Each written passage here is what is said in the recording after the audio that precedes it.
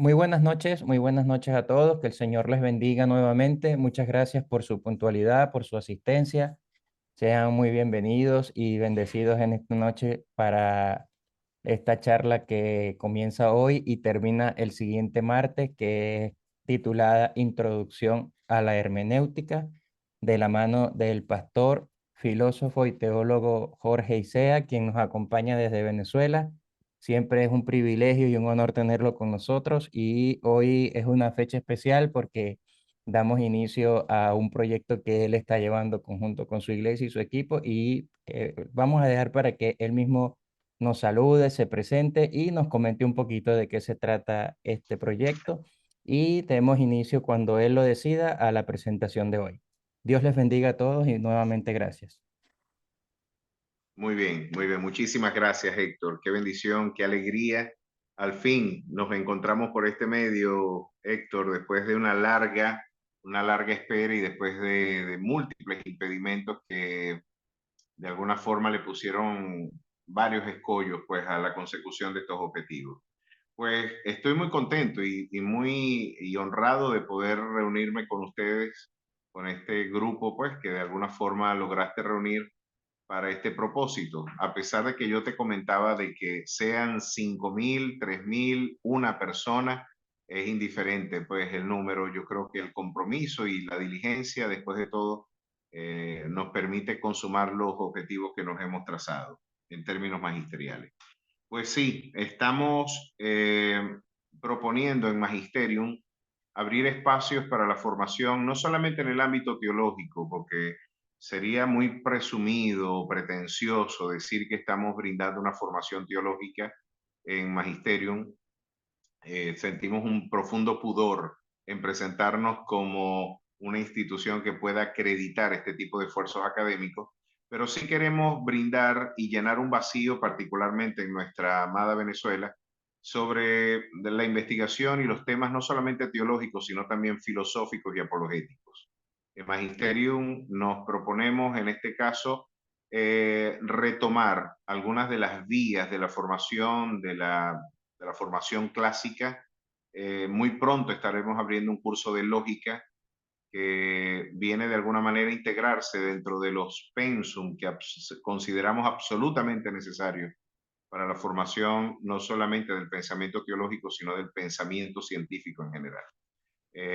Vas a notar pues que algunos temas y algunas actividades que le son propias a la investigación tanto filosófica como teológica se estarán ofertando periódicamente en estos espacios. Hasta ahora el impedimento había sido pues un encuentro virtual, pero ya estamos dando inicio a eso. Y bueno, esperamos que podamos de alguna manera con buen pie arrancar este propósito. Vamos a orar. Tienes razón, hacemos bien en comenzar orando y encomendando todo lo que emprendamos en las manos de nuestro Dios. Dios y Padre Celestial, gracias por esta hora, por este momento maravilloso que en la eternidad de tu amor tú nos regalas. Gracias, Dios maravilloso, por la ocasión que nos brindas de poder a través de este espacio interactuar con tu maravillosa iglesia, tu amado pueblo, Señor. El pueblo que hoy diligentemente también tiene inquietudes legítimas ante el imperativo que tú también, oh Dios maravilloso, nos impones en tu palabra de presentar defensa ante todo aquel que demande razón de nuestra esperanza. Permítenos, oh Dios, que los objetivos que nos hemos trazado lo podamos lograr con creces en este pequeño encuentro y que los próximos encuentros, oh Dios, podamos ir creciendo, Dios, en términos de formación y en términos de enriquecimiento, Dios, magisterial y espiritual. En tu nombre damos gracias, Jesús. Amén y amén. Bueno, nos habíamos propuesto esto. El tema de la hermenéutica creo que es un muy buen abreboca para los objetivos que nos ha dado. Y lo primero que debemos hacer, y creo que siguiendo un modelo deductivo, trazándonos como perícopa principal de nuestra investigación, sería, por supuesto, definir la ciencia que es objeto de nuestro estudio.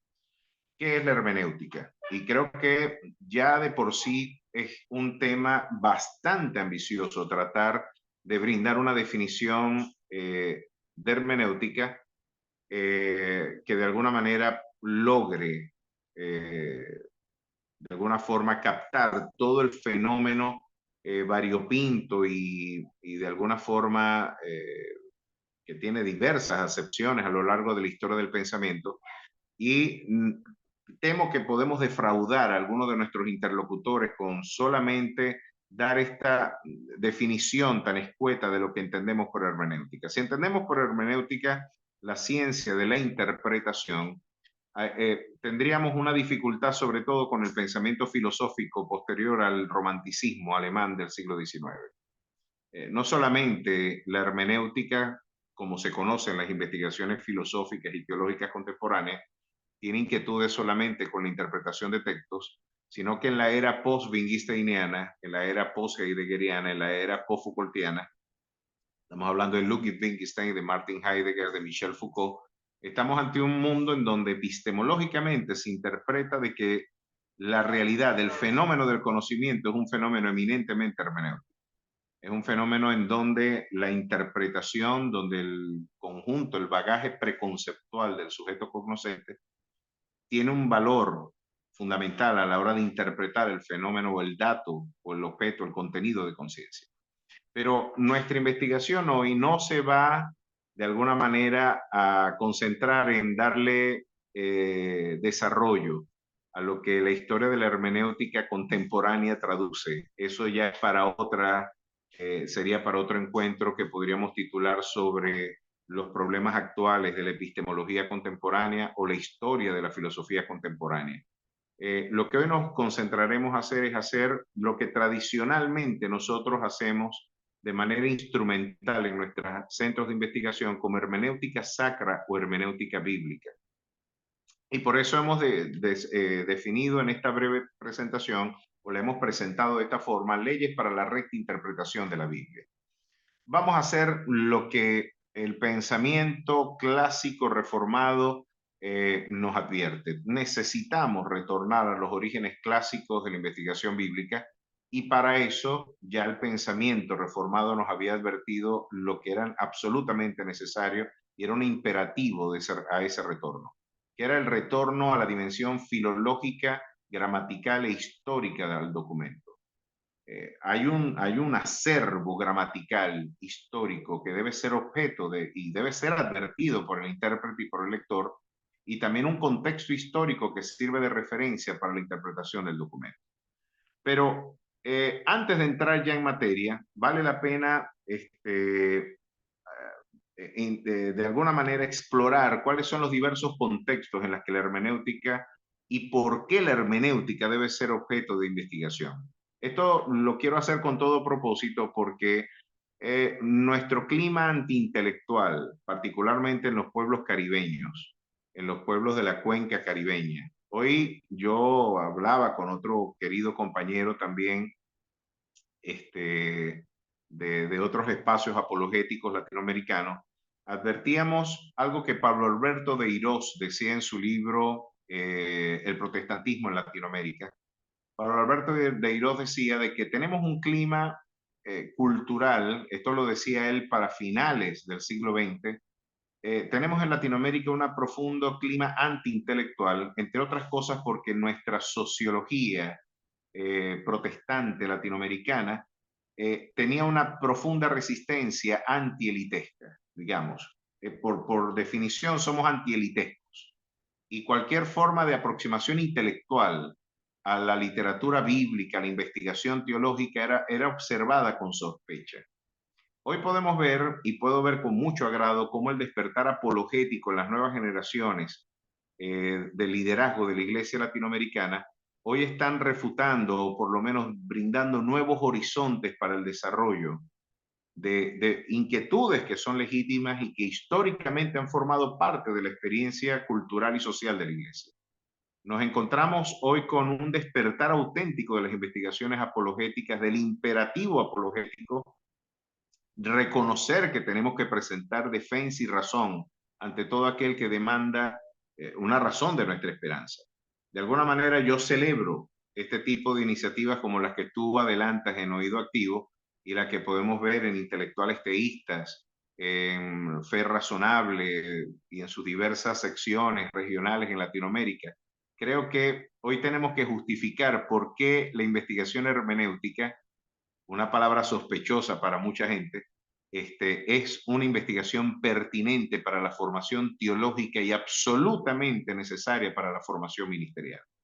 Entre otras cosas, porque nos encontramos ante un documento que fue escrito, y si quieres vamos presentando algunas de las láminas que hemos propuesto para nuestro encuentro en el día de hoy. La siguiente lámina puede darte una aproximación a por qué lo estamos haciendo. Es incuestionable que el crecimiento, eh, en términos del vocabulario paulino, siempre estuvo asociado a la idea del conocimiento. El conocimiento bíblico es sin duda alguna el fundamento de lo que nosotros entendemos por crecimiento espiritual. No podemos negar que no podemos, como diría Eric Fromm en su libro El arte de amar, no podemos amar lo que no conocemos.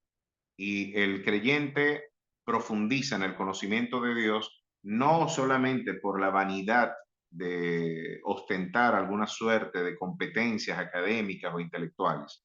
El conocimiento bíblico, como ya lo advertía Pablo a los Corintios, el conocimiento envanece, mas el amor edifica. El conocimiento, si no cumple un propósito de edificación, si no cumple un propósito, por supuesto, de edificación para el cuerpo de Cristo, y los objetivos finales serían en última instancia amar a Dios, serían factores de envanecimiento. La soberbia intelectual también está presente en los círculos y en las esferas teológicas. Tú puedes ver personas con muchísimas competencias académicas y lamentablemente la soberbia puede ser uno de los lamentables acicates de su promoción permanente, ¿no? La soberbia intelectual y académica es un tema serio para los círculos teológicos. Por eso, en alguna ocasión, creo que fue Juan Damasceno el que afirmó diciendo que uno de los grandes dramas de la historia de la Iglesia es que los santos no son teólogos y los teólogos no son santos. Nos encontramos ante esa lamentable condición de la intelectualidad cristiana que muchas veces ha batallado con el escollo de la soberbia. Pero no podemos negar de que el conocimiento bien administrado, el conocimiento administrado bajo la dirección del Espíritu Santo, viene a ser un factor de crecimiento fundamental para la Iglesia. Y yo creo que ya basta de ese clima antiintelectual fideísta, esa perspectiva que lamentablemente nos dejó al margen de los grandes debates teológicos, apologéticos en la mayor parte del siglo XX y lo que resta del siglo XXI. Yo creo que este despertar que, como te reitero, hoy forma parte de los jóvenes, traduce quizás una necesidad fundamental del hombre. Nosotros necesitamos interpretar la fe y interpretar nuestra vida no en forma departamentalizada.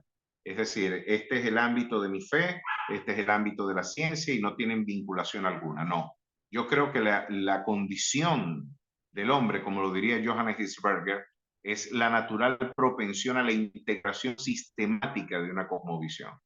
Pues esa necesidad de aportarle coherencia a la experiencia y al discurso de la fe es un imperativo que hoy que hoy y a lo largo de toda la historia de la Iglesia se ha impuesto a todo aquel que se aproxima, como lo diría Lucas en el prólogo de su obra, pues tenemos que investigar diligentemente las cosas que entre nosotros han sido ciertísimas y también tenemos que ponerlas por orden para poder presentarlas de manera sistemática. Vamos a tener que poner por orden esas cosas que entre nosotros han sido ciertísimas.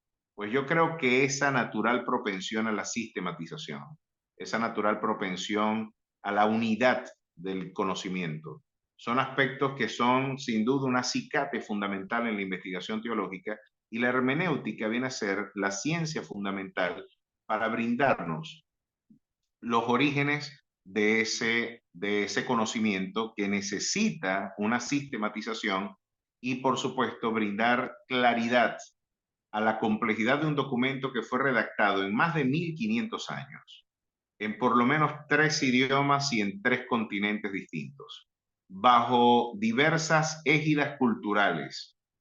Pues por supuesto que es un documento que tiene una problematicidad fundamental, y si quieres vas agregando, pasando a la siguiente lámina. Yo creo que es muy aburrido que me ponga a leer eso, mejor lo vamos, eso le queda a ustedes como material luego para desarrollar, ¿no?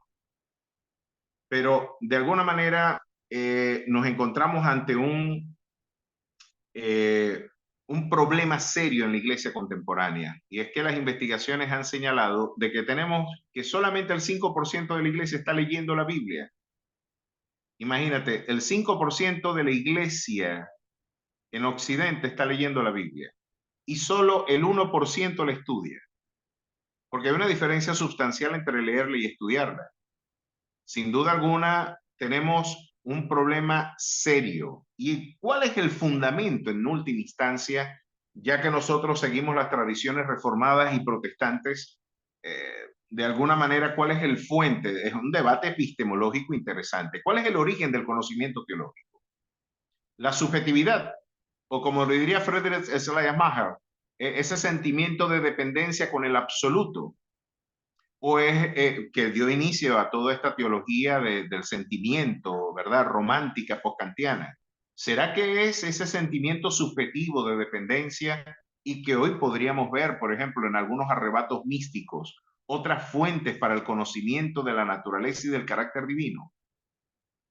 ¿Será que el origen del conocimiento divino es la subjetividad o cualquier forma de encuentro teosófico o de arrebato místico? ¿Será ese el fundamento del conocimiento de Dios? Pues hoy tristemente tenemos que afirmar de que la iglesia latinoamericana requiere una nueva reforma, es porque hemos tristemente diluido en todo ese mosaico de posibilidades metodológicas, se ha diluido la Biblia como el único fundamento para la articulación y conocimiento de la naturaleza divina.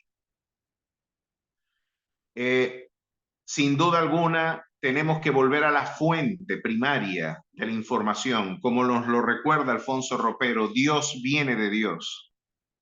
Y si queremos conocer a Dios, tenemos que conocer al Dios que se reveló a sí mismo, porque sería imposible, sería un acto de una jactancia presumir de que Dios es una construcción intersubjetiva de la comunidad, o como lo dice la teología de Wellhausen, y la alta crítica afirmó en alguna ocasión de que el Antiguo Testamento no es otra cosa que el agregado mítico del folclore hebreo. Es una construcción social de la comunidad posexílica, y esa construcción intersubjetiva derivó, o por lo menos derivando de cuatro fuentes: la yavista, la eloísta, la deuteronómica y la sacerdotal, articularon una concepción de la divinidad que no es otra cosa que el resumen sociológico de esa interacción cultural de la comunidad postexílica. Bueno, si nosotros creemos esas estupideces, hoy tienen mucho prestigio académico, pero para nuestra perspectiva es una absoluta estupidez y una negación absoluta del concepto de la revelación divina. Tendremos serios problemas prácticos y serios problemas en términos de unidad conceptual de nuestra fe. ¿Cuál es el origen del conocimiento de Dios?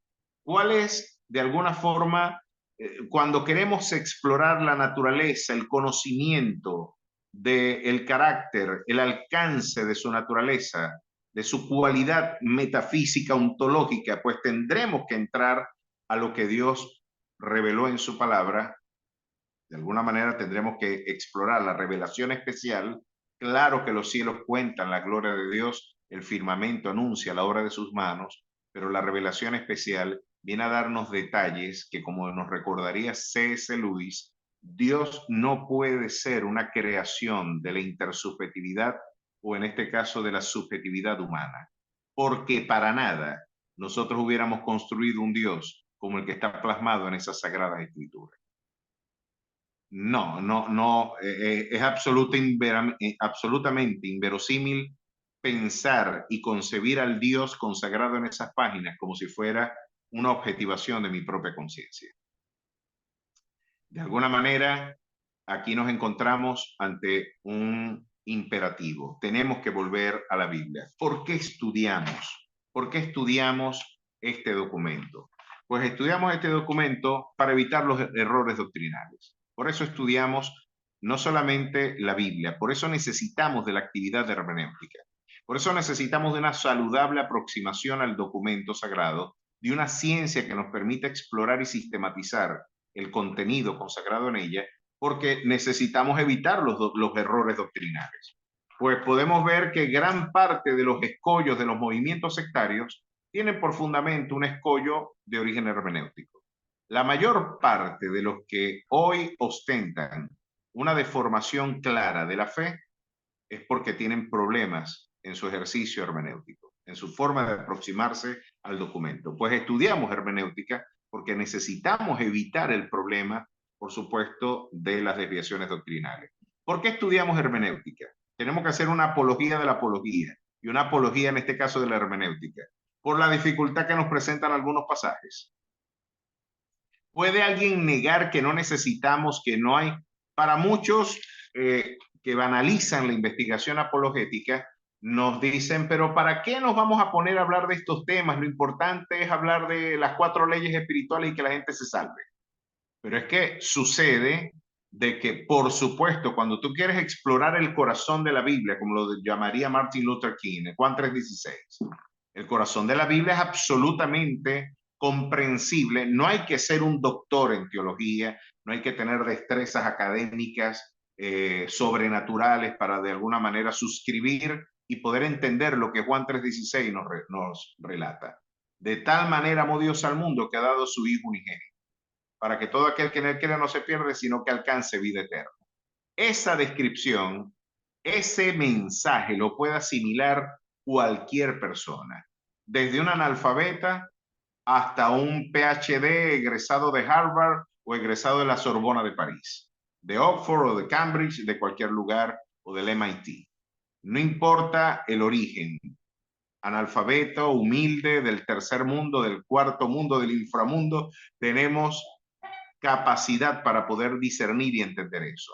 Pero nadie puede negar lo que Pedro advierte cuando dice de que hay algunas cosas de las que dijo Pablo que son difíciles de entender, las cuales los indoctos inconstantes tuercen para su propia perdición. Así que el estudio de la hermenéutica es absolutamente necesario porque tenemos escollos serios que solventar, sobre todo en documentos y pasajes que tienen aparentemente o que se presentan como aparentes contradicciones o como contradicciones a todo el cuerpo sistemático de la doctrina de nuestra fe, y debe ser objeto de atención hermenéutica y de echar mano de los recursos que las ciencias de la investigación hermenéutica nos brindan, tanto en su dimensión gramatical como en su dimensión histórica, para poder solventar esos problemas. ¿Por qué de alguna manera tiene la Biblia pasajes difíciles y cuál es el nivel de complejidad que la Biblia tiene? Bueno, para empezar, vamos a hablar de lo que la sociolingüística nos advierte. La Biblia tiene, por lo menos, hasta donde he podido contar algunas cosas, tiene más de 14.000, creo que entre 14.000 o 16.000 palabras empleadas en ella. Y las investigaciones sociolingüísticas hoy nos advierten de que la mayor parte de los bachilleres, y estas estadísticas las estoy tomando de los países del Caribe, creo que para el sur la gente lee un poquito más. Creo que hay mayor inquietud académica, intelectual o mayor propensión a la lectura en los pueblos del sur, por lo menos latinoamericanos. Tengo esa impresión. Pero la mayor parte del grueso de nuestros jóvenes tiene un acervo lingüístico de 400 a 500 palabras. Y creo que el 50% de ellas son obscenidades. Así que tenemos un documento con casi 16.000 expresiones y un lector que solamente dispone de 400 herramientas lexicales para su interpretación.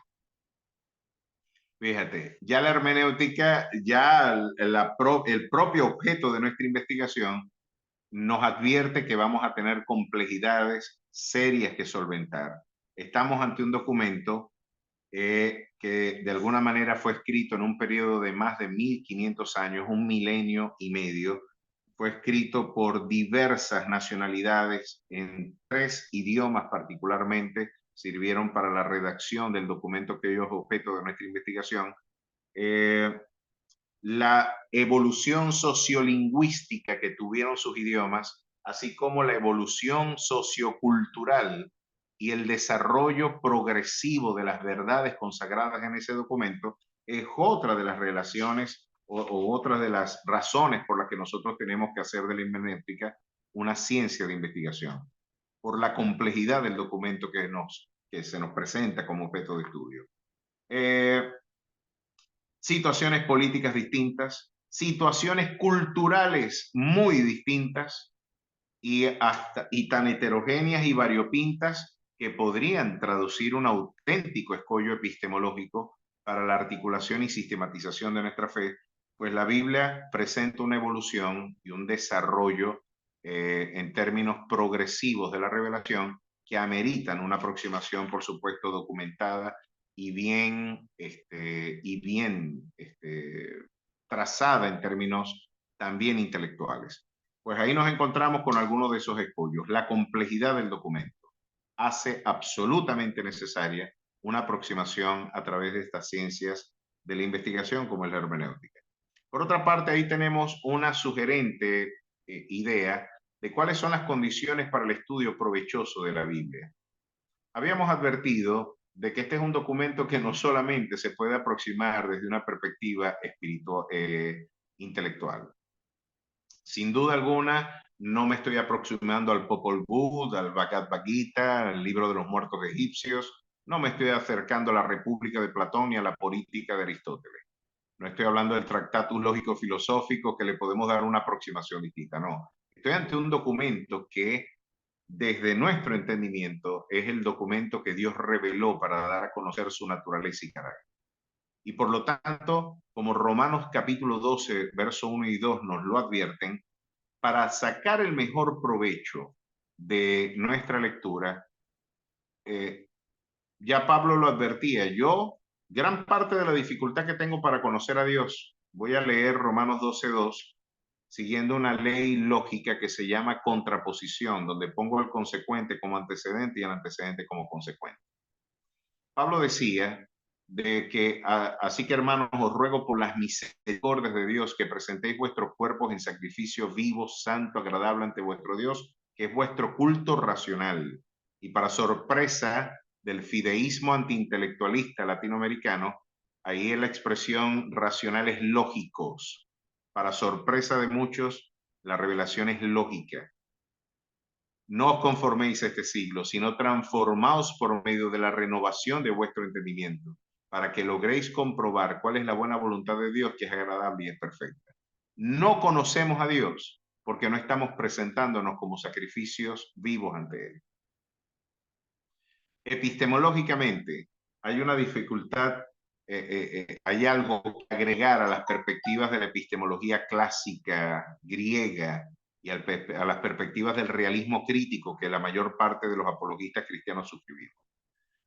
No estamos solamente ante un fenómeno de sujeto y objeto en donde el objeto puede ser captado de forma objetiva a través de, en este caso, de la aprehensión intelectual y de la captación de la dimensión eidética del objeto. Existen un conjunto de condiciones espirituales necesarias para poder acercarse a la Biblia de forma provechosa. Y es que no puede sacar provecho de la Biblia un lector que no se acerque al documento con reverencia, en el reconocimiento de que es un documento revelado. No podemos sacar provecho de él. No estoy hablando de un documento más de la historiografía, de la literatura clásica de nuestro hemisferio o de la experiencia universal. Estamos ante un documento que debemos reconocer es la palabra eternal de nuestro Dios. El otro aspecto que debe estar presente en la condición del creyente es la humildad.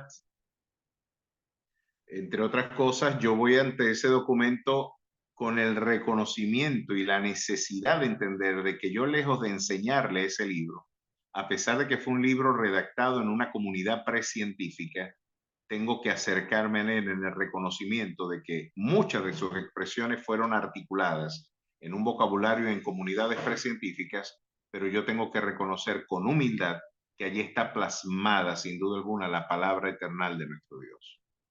La docilidad necesaria para que ese libro transforme mi vida.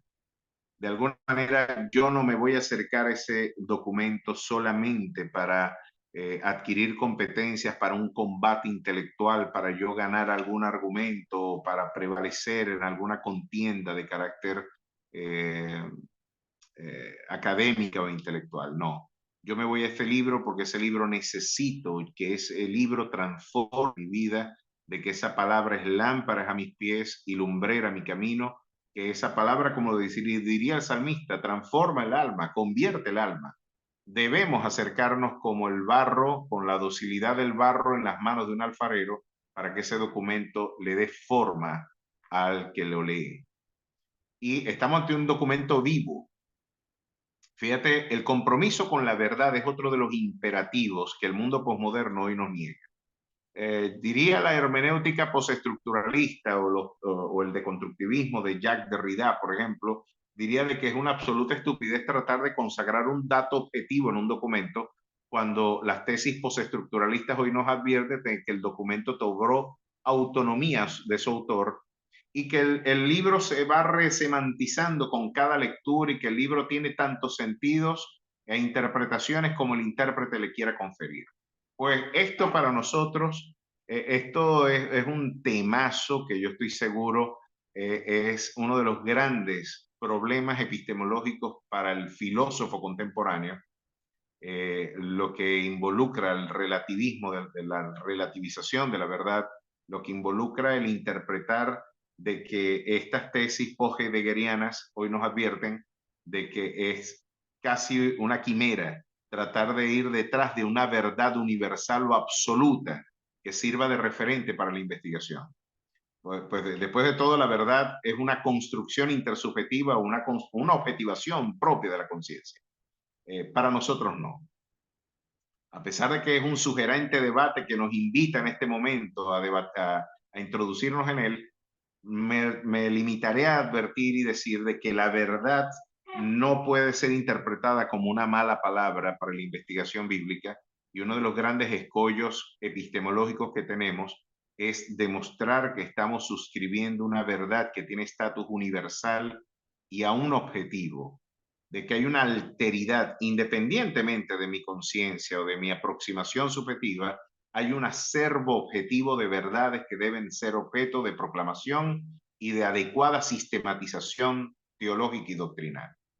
De no tener eso presente, sino seguir las tesis post-heideggerianas, por ejemplo, las de Rudolf Bultmann, que nos habla de un proyecto de desmitologización de la Biblia, pues nos vamos a quedar con las dos tapas negras de la Biblia, porque si desmitologizamos la Biblia, y aparentemente, y perdonen el reduccionismo quizás excesivo y hiperbólico que estoy empleando con lo de los dos tapas, pero claro que si tú desmitologizas la Biblia en el vocabulario de Bultmann, nos quedamos con que todo evento sobrenatural no tiene un referente objetivo histórico, sino que debe ser interpretado de forma oblicua, alegórica, desmitologizada. Tenemos que desarraigar el elemento moralizante de la historia, pero debemos hacer abstracción de esos datos que históricamente no tienen un fundamento. Chico, negar la historicidad del documento bíblico, negar la veracidad de su historia, ¿por qué yo tengo que creer en un libro que no está diciendo la verdad?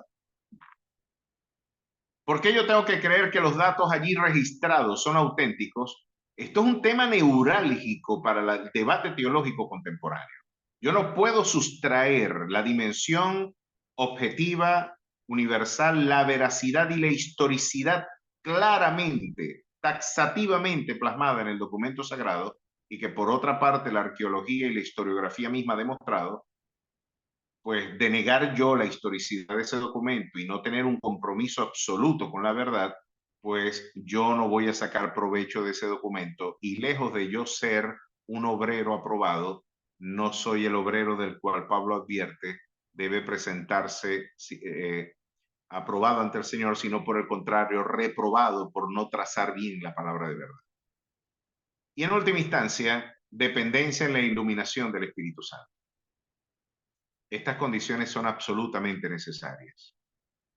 No podemos conocer a Dios si no, de alguna manera, si no tenemos esto bien claro. Yo decía hace unos días atrás, compartiendo alguna de estas cosas, qué bueno sería, por ejemplo, leerse 100 años de soledad con el Gabo Márquez al lado, ¿no? Oye, explícame esto de Macondo, explícame de los Buen Día, lo del rabo de cochino de los Buen Día, ¿de dónde sacaste esa idea? ¿Cuáles son los orígenes del realismo mágico?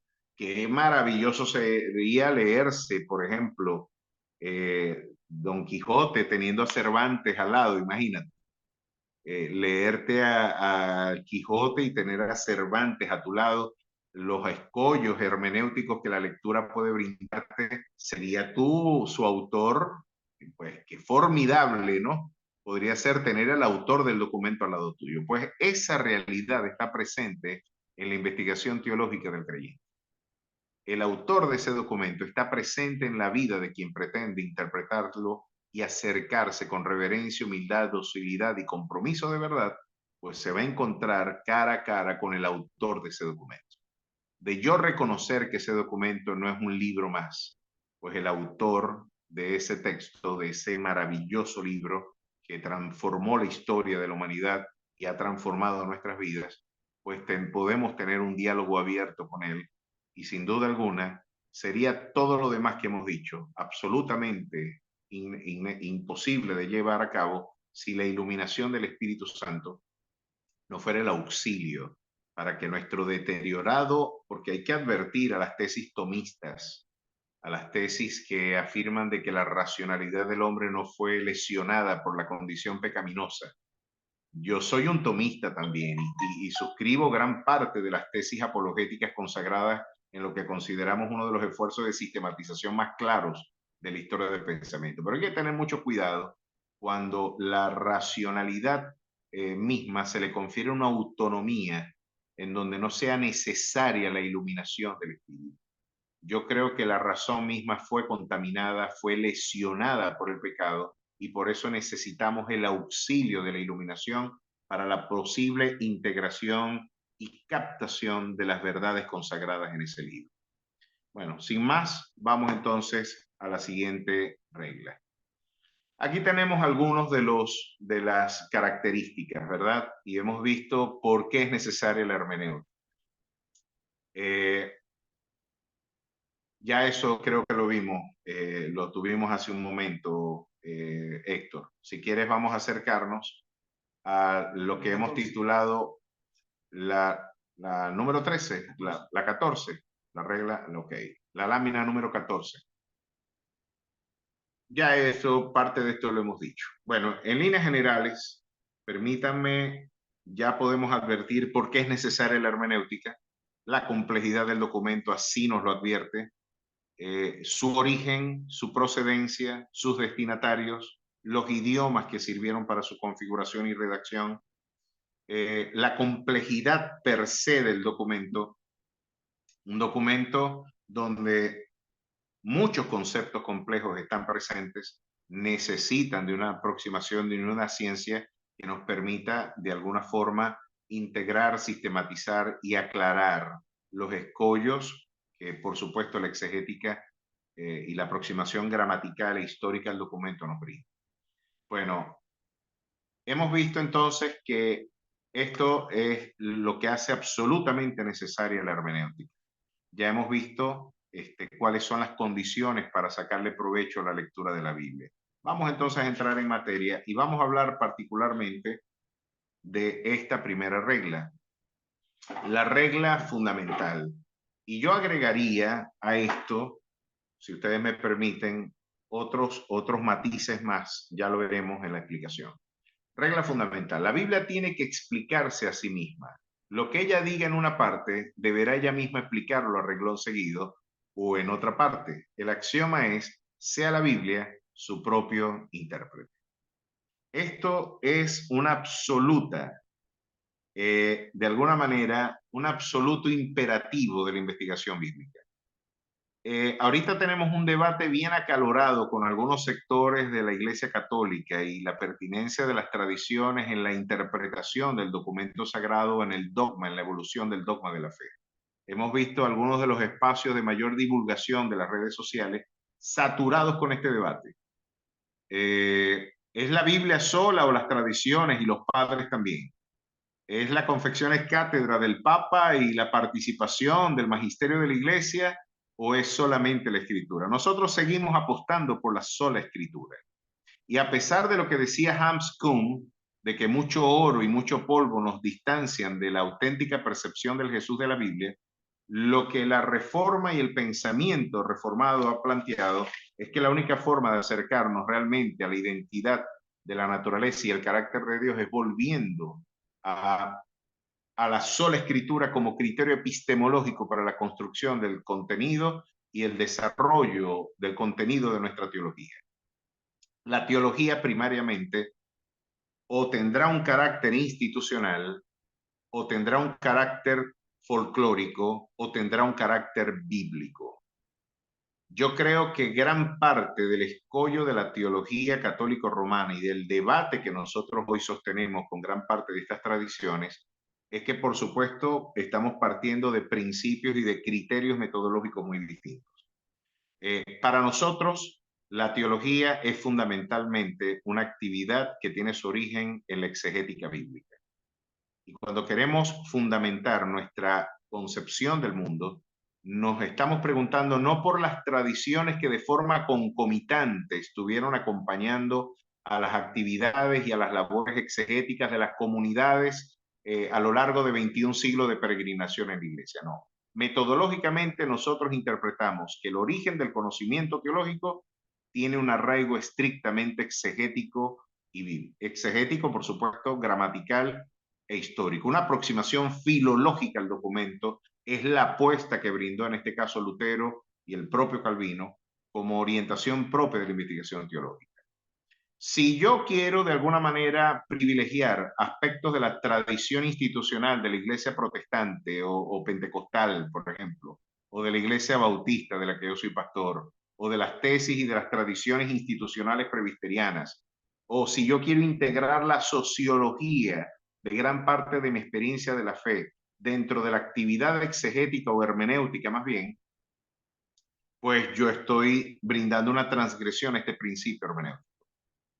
Yo no me quiero aproximar a la Biblia desde la perspectiva de un bautista, de un pentecostal, de un metodista, de un presbiteriano. Yo quiero aproximarme y creo que este es el gran desafío.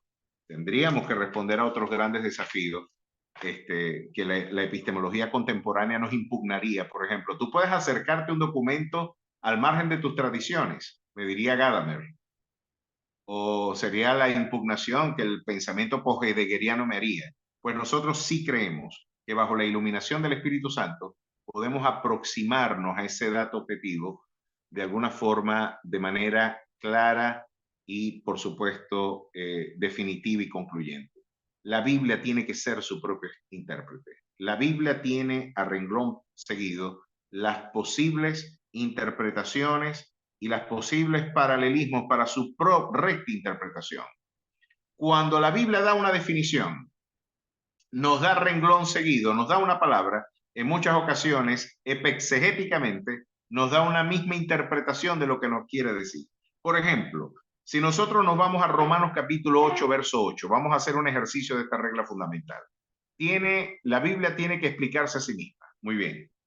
Romanos 8:8. Y los que viven según la carne no pueden agradar a Dios. Podríamos leer eso, un lector inadvertido está abriendo la Biblia por primera vez y se consigue con este documento. Y los que viven según la carne no pueden agradar a Dios. Pues la pregunta metodológica es la siguiente. ¿Qué significa vivir según la carne?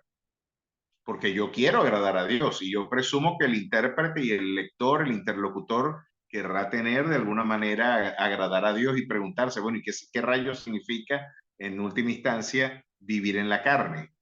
Pues la Biblia más adelante en Gálatas 5, 19, 21 explica y define lo que es la carne, o por lo menos la expresión fáctica, práctica de lo que la carne traduce en el vocabulario teológico del Nuevo Testamento. Mira lo que dice en Gálatas 5, 19 al 21. Y manifiestas son las obras de la carne, que son adulterio, fornicación, inmundicia, lascivia, idolatría, hechicería, enemistades, pleitos, celos, iras, contiendas, disensiones, herejías, envidias, homicidios, borracheras, orgías y cosas semejantes a estas, acerca de las cuales os amonesto, como ya os lo he dicho antes, que los que practican tales cosas no heredarán el reino de Dios.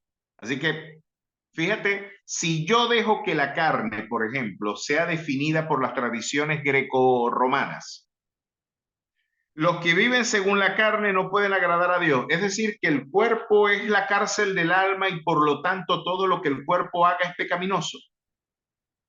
El pesimismo antropológico que derivó de esta perspectiva fue la que llevó a que algunas perspectivas ascéticas en la Edad Media incurrieran en lo que Pablo señalaba era un acto de apostasía. Prohibirán casarse y mandarán a abstenerse de alimentos los cuales Dios creó para que por medio de ellos diésemos acción de gracia. Lo decía Pablo a Timoteo, le advertía que en los postreros tiempos algunos apostatarán de la fe, escuchando espíritus engañadores y doctrinas de demonios, de los cuales prohibirán casarse y mandarán abstenerse de alimentos. Bueno, si yo interpreto que vivir en la carne es vivir en el cuerpo y que cualquier experiencia corporal es lesiva, pues yo voy a derivar en una suerte de ascetismo místico ostracista, en donde yo digo no manejes ni gustes ni aun toques nada del mundo. Pero cuando la Biblia me da una interpretación de que la carne es ese punto de la condición de la naturaleza del hombre que está en abierta rebelión con Dios y no necesariamente se identifica con el cuerpo per se, porque hay una perspectiva mucho más optimista en el Nuevo Testamento del cuerpo, donde se interpreta como templo del Espíritu Santo. No se ve como la cárcel del alma que las tradiciones órficas y que luego Platón y el neoplatonismo integraron, pues vamos a tener dos lecturas muy distintas de lo que la carne traduce en el vocabulario antropológico de nuestra experiencia teológica. Bueno, fíjate, aquí podemos ver que la Biblia misma está explicando lo que interpreta por carne. Estamos viendo de que no es que está condenando Dios la corporeidad o la experiencia física de la dimensión humana, no, está condenando son esos aspectos que están en abierta rebelión con el precepto y la voluntad divina. Puedes darte cuenta cómo esta norma de fe a la Biblia, su propio intérprete, es una norma que de forma incontrovertible debe estar presente. Quizás los teóricos de esta actividad y los que de alguna manera, todos los teóricos de la actividad hermenéutica nos recordarán de que la ley fundamental, la regla de oro de la actividad hermenéutica es el principio del contexto. Y ese contexto se puede explorar en diversas aristas y en diversas orientaciones. Una de ellas es esta. Pues la Biblia es su propio intérprete porque el contexto es el que da el sentido al juego lingüístico allí empleado. Si tú quieres conocer el sentido de una expresión, pues vas a tener que preguntarle al documento donde se está empleando para poder tener un sentido pleno de lo que el documento nos está revelando. Vamos a ver entonces, otra de las reglas que se deriva de este principio es tomar el texto como está escrito, analizando, utilizando las normas del idioma sin hacer aplicaciones espirituales o simbólicas.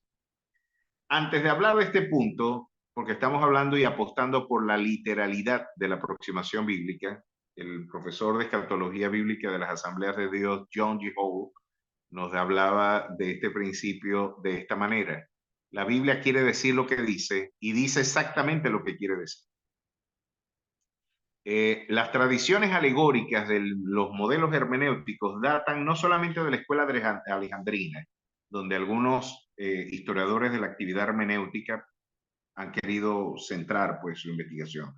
Ya el pensamiento platónico y estoico tenía propuestas de aproximación alegórica a los documentos, por ejemplo, de la mitología de Homero. Y ahí tenemos, por ejemplo, digamos, la radicalidad o la crudeza con la que algunos de los relatos de la mitología clásica eran expuestos, de alguna manera tuvieron que haber sido matizados por una aproximación alegórica, ¿no? En realidad, Homero no estaba hablando de que los dioses tuvieran esas características tan desgarradoras e inhumanas allí plasmadas, esos antropomorfismos tan radicales presentes en el pensamiento mitológico, sino que debemos más bien alegorizar lo que estaba diciendo el autor, ¿no? Y deberíamos tener una lectura más benigna, alegorizándola. Pues esta tradición Filón de Alejandría, el neoplatónico de origen judío, la integró como una propuesta para aproximar el pensamiento judío al pensamiento clásico, y luego Orígenes y Clemente de Alejandría abrazaron las tesis que hoy particularmente son las favoritas por el pensamiento católico romano, ¿no? Los modelos alegóricos. De alguna manera, esta aproximación hermenéutica que fue propia de las escuelas alejandrinas, de alguna manera nos decían de que el documento tenía encriptado un acervo de verdades que la letra en primera instancia no permitían revelar. Es decir, tenemos que desentrañar ese encriptado mensaje que se esconde detrás de la literalidad del documento. Y esta fue la propensión propia de la escuela alegórica, de la escuela alejandrina. luego en los padres, en este caso, que Juan Crisóstomo, por ejemplo, brindó una oposición abierta a esta perspectiva y le dijo, no, tenemos que anclarnos a una evidencia gramatical, histórica y literal del documento. Pues esta regla viene a hacer honor a las tradiciones reformadas y cómo la patrística, particularmente eh, eh, Juan Crisóstomo, vino a recordarnos en la necesidad de plantarnos en una aproximación literal al documento como primera aproximación al documento sagrado. Tomar el texto como está escrito, analizarlo utilizando las normas del idioma sin hacer aplicaciones espirituales y simbólicas. Vamos a ver, por ejemplo, un ejemplo de esto. El pan nuestro de cada día, dánoslo hoy. Esta afirmación en Mateo 6:11, según Orígenes, no se debía leer de manera literal. El pan nuestro, en última instancia, ¿cómo a ti se te ocurre que le vamos a pedir a Dios algo tan prosaico, tan terrenal, tan mundanal como el pan? Nosotros deberíamos estar pidiendo de alguna manera quizás el pan de vida en la Eucaristía o en alguna suerte tenemos que alegorizar esa expresión que pareciera muy mundanal y parece que debería tener digamos, un sesgo más alegórico. No podemos pensar que le vamos a pedir el pan a Dios. Pues yo creo que cuando la Biblia dice pan es pan y cuando dice vino es vino. Yo creo que en el balance perfecto consagrado en el Nuevo Testamento, en la oración del Padre Nuestro, tenemos un Dios que está preocupado por la dimensión fáctica, también terrenal del hombre y también por su dimensión espiritual. En primera instancia nos lo presenta como Padre Nuestro y es un Padre y nos enseña a pedir perdón por nuestras iniquidades y nos enseña a pedir para ser librados del mal. Pero también el Dios que se preocupó por nuestra alma, se preocupa también por nuestro cuerpo. El pan nuestro de cada día, dánoslo hoy. Entonces, esta es una teología de alegorizar este documento. Podemos advertir que es una teología donde tenemos un sujeto, un sujeto sin cuerpo, sino que es solamente alma, o nos podemos poner en el otro lado del péndulo, por ejemplo, el de la teología de la liberación de Gustavo Gutiérrez y de Leonardo Boff, en donde solamente el pan terrenal es el que hace falta y que es el único que debería, a través de la hermenéutica, por supuesto, de la Escuela de Frankfurt y todas las tesis post-heideggerianas, pues deberíamos resemantizar el documento sagrado y luchar por el pan auténtico, que es en este caso la comida y los bienes terrenales de este siglo, para la reivindicación de un proletariado oprimido. Entonces no podemos poner en el otro péndulo un alma sin cuerpo o un cuerpo sin alma, pues la Biblia nos brinda un balance perfecto. Aquí tenemos un Dios que nos enseña a pedir por el pan nuestro de cada día. Otra de las formas en las que nosotros cuando tenemos un problema serio y mantengo en el mismo punto, me mantengo aquí, es por ejemplo el tema de las bebidas alcohólicas y en Latinoamérica esto es un tema que ha sido casi un escollo, que poco piadoso es un pastor que esté advirtiendo de que el vino no es pecado tomarlo. Parece que es mucho más piadoso desmentir a toda la Biblia y negar toda la evidencia antropológica, cultural y exegética consagrada en ella, antes que advertir de que yo sí puedo tomar vino. Parece que no es muy piadoso, pero fíjate, documento como Juan 2, 1 al 10, mira lo que dice, por ejemplo, al tercer día se hicieron unas bodas de Caná de Galilea y estaba allí la madre de Jesús y fueron también invitados a la boda Jesús y sus discípulos. Y faltando el vino, bueno, para algunas tradiciones protestantes caribeñas, allí no es vino sino jugo de uva. Entonces no tenemos el problema del pan de Orígenes, sino que tenemos el problema del vino de Gigi Ávila. Porque el problema del pan para Orígenes es que el pan era muy terrenal y para Gigi el vino es muy mundano. Pero entonces la Biblia tenemos que alegorizarla cuando es incómoda a nuestras versiones institucionales y folclóricas de la fe. Y entonces nuestra propensión es, bueno, este texto no lo podemos tomar literal, vamos a tener que alegorizarlo. O por lo menos darle un sentido, vamos a tener que resemantizarlo. Allí no puede ser vino, tiene que ser jugo de uva. Pero entonces eso, si eso es así, en lógica formal, cuando tú defines una premisa como verdadera, vas a tener que admitir la verdadera en todo el sistema. Este es el problema formal que tiene ese planteamiento. Si no estamos hablando de vino, entonces tenemos un problema hermenéutico más complejo más adelante, porque Pablo dice, no os embriaguéis con vino. ¿Cómo te va a embriagar algo que no tiene la potencialidad de embriagarte? ¿Por qué Pablo nos advierte que nos puede embriagar algo que se supone no es un jugo? Está incurriendo en un absoluto desvarío. No, era vino. Así no nos guste que diga vino, en disciplinas hermenéuticas, la Biblia quiere decir lo que dice y dice exactamente lo que quiere decir. Te das cuenta que cuando entran en conflicto la teología institucional y la teología bíblica, lamentablemente la teología institucional prevalece.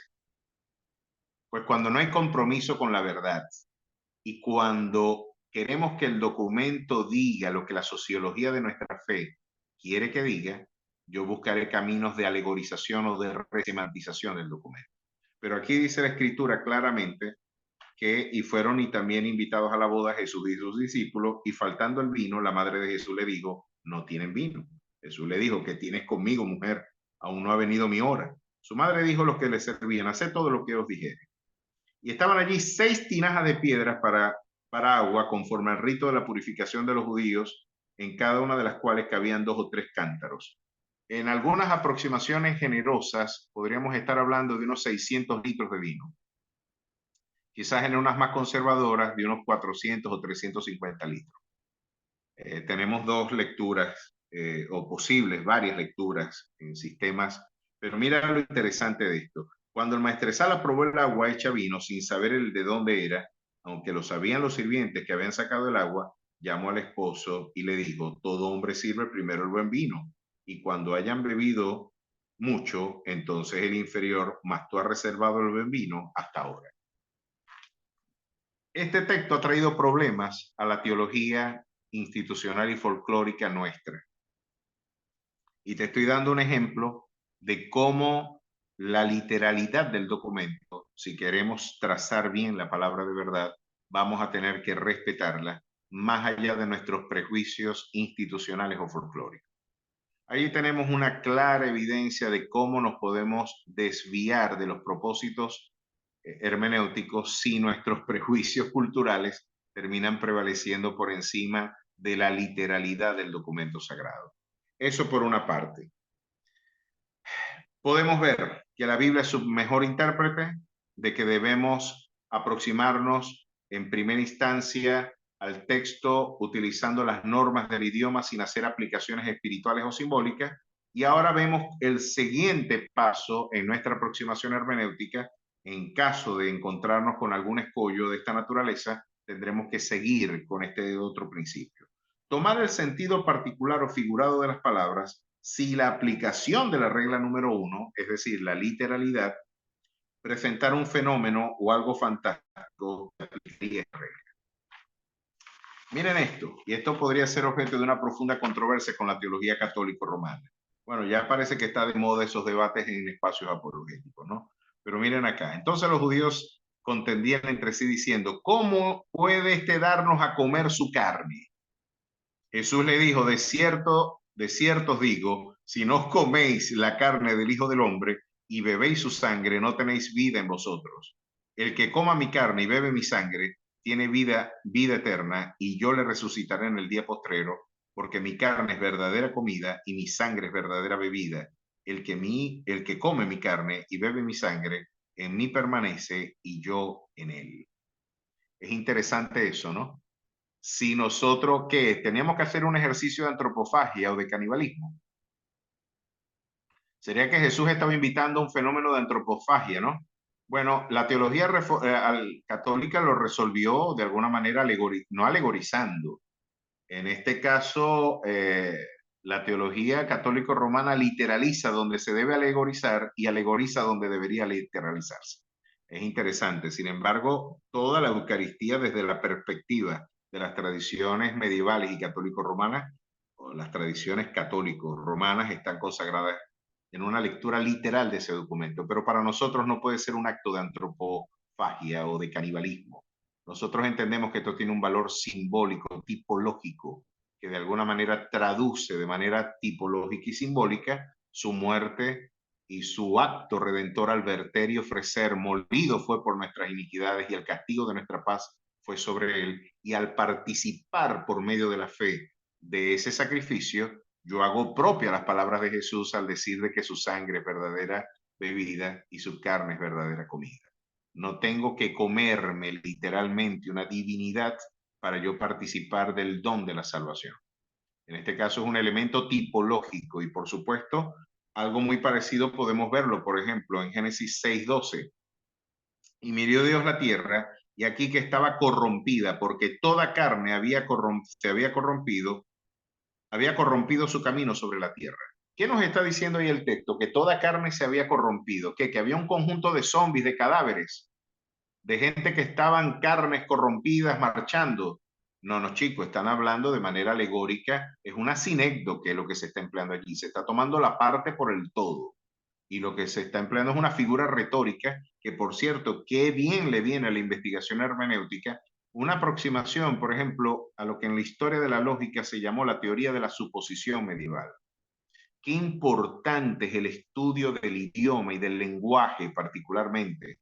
Hay serios debates de filosofía del lenguaje consagradas en las investigaciones hermenéuticas que todo estudiante aventajado y todo estudiante riguroso debería advertir. Los lógicos medievales nos recordaban de que, y la lógica se estudió en la Edad Media con propósitos exegéticos. La teoría de la suposición es un temazo que luego más adelante estaremos abordando en el curso de lógica, pero creo que tiene sentido en parte una aplicación de lo que vemos acá.